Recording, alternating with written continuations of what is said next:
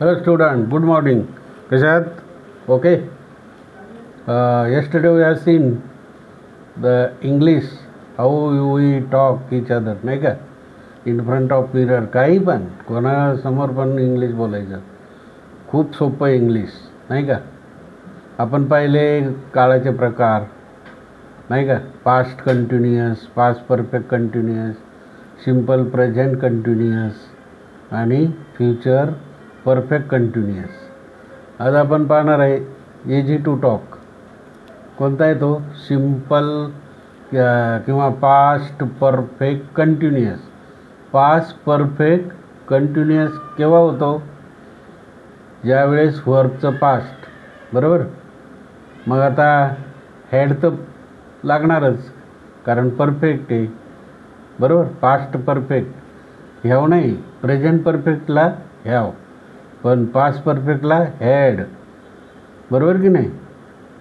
Subject, नंतर had, नंतर क्रियापद त्याला ING, आणि नंतर ऑब्जेक्ट, बरोबर की नाही. तुम्हाला जे ऑब्जेक्ट टाकायचं हे सूत्र आहे प्रत्येक प्रेझेंट परफेक्टला, पास्ट परफेक्टला आणि फ्युचर परफेक्टला. तेच फक्त प्रेझेंटला काय येतं? हॅज, बरोबर की नाही. पास्टला काय येईल? हॅड, बरोबर. हॅड. आणि future will have, have, has आणि हॅड. तर त्या ठिकाणी आपल्याला आता पास्ट परफेक्ट क्रियापद त्याला ING, नंतर हॅड, सुरुवातीला सब्जेक्ट, नंतर हॅड, नंतर V1 म्हणजे क्रियापद वर्ब त्याला ING, आणि नंतर तुम्ही काय ऑब्जेक्ट टाकाल ते, बरोबर. मग आता प्रत्यक्ष काय होईल? या ठिकाणी आपण past perfect continuous tense. Continuous म्हणजे इट इज गोईंग ऑन, बरोबर. पण कधी? पास्टमध्ये. पास्टमध्ये करत होता तो अभ्यास, तो अभ्यास करत होता, तो कालपासून अभ्यास करत होता. किंवा रामा काल पुस्तक वाचत होता. रामा पुस्तक वाचत होता म्हणजे Rama had reading a book. किती वेळेपासून? For 6 hours. किती घ्या? सिन्स लास्ट इयर, कालपासून, परवा. आता he had writing a novel since last year म्हणजे काय होतं? तो मागच्या वर्षापासून कादंबरी लिहित होता. बघा किती सोपं आहे इंग्रजी. He had been writing a novel. Novel म्हणजे काय? कादंबरी. मग आता पास्ट परफेक्ट कंटिन्युअस टेन्ससाठी काय आहे? सब्जेक्ट पहिला येतो, नाही का. रामा येईल, सीता येईल, सी येईल, ही येईल, दे येईल, काही पण येईल, बरोबर. She, he, they. नंतर पुढं हॅड येतं आहे, had been. Subject plus had been. Had been लागणारच. पास्ट भूतकाळ आहे ना, तो पूर्ण भूतकाळ आहे. आणि नंतर क्रियापदाला ING प्रत्यय, आणि नंतर फॉर किती इयर काय.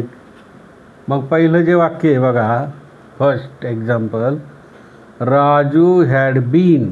बघा हे काय झालं? सब्जेक्ट, आणि नंतर हॅड बीन. हॅड बीन जसंच्या तसं आलं, जसं डोळे झाकून हॅडबीन लिहायचं.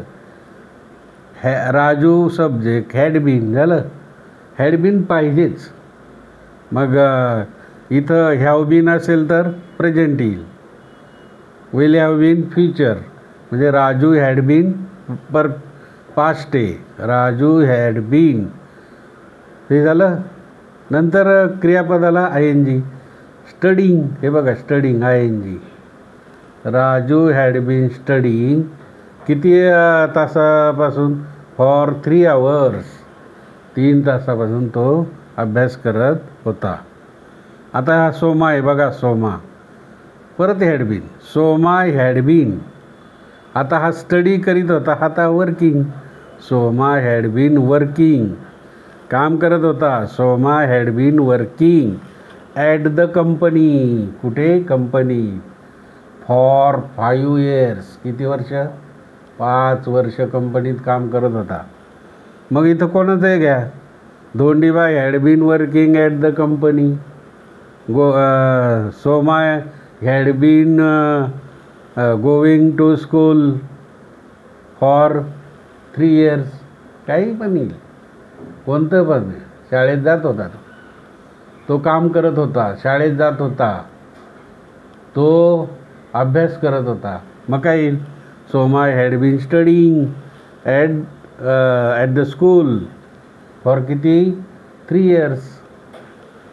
वी हॅड बीन म्हणजे आता ते, वी हॅड बीन वेटिंग, बघा, we had been waiting in the line. आपण पैसे काढायला लाईन लावतो ना, ATMच्या पुढं, बँकेत ते क्यूब लाईन असते की नाही.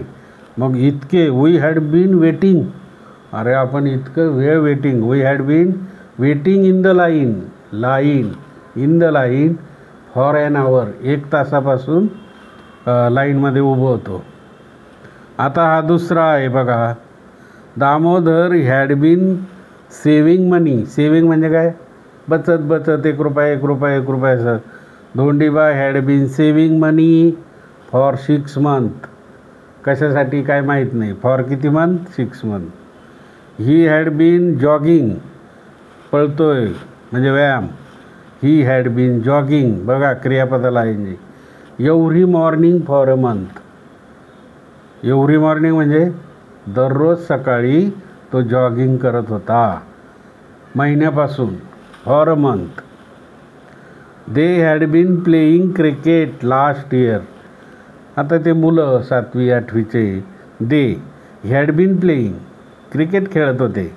दे had been playing cricket last year, मागच्या वर्षापासून क्रिकेट खेळत होते. म्हणजेच काय, सब्जेक्ट कोणतंही नाव, कोणतं तृतीय पुरुष एकवचनी सब्जेक्ट, त्याच्यापुढे हॅड बीन, क्रियापदाला ING प्रत्यय, क्रियापद चांगले करून ठेवा आणि पुढं तुम्हाला जे घालायचं टाकायचं ते for a month, since, last year, for an आवर असं टाका. ओके, स्टडी करा, अजून 5 वाक्य तयार करा तुम्ही. Thank you, bye.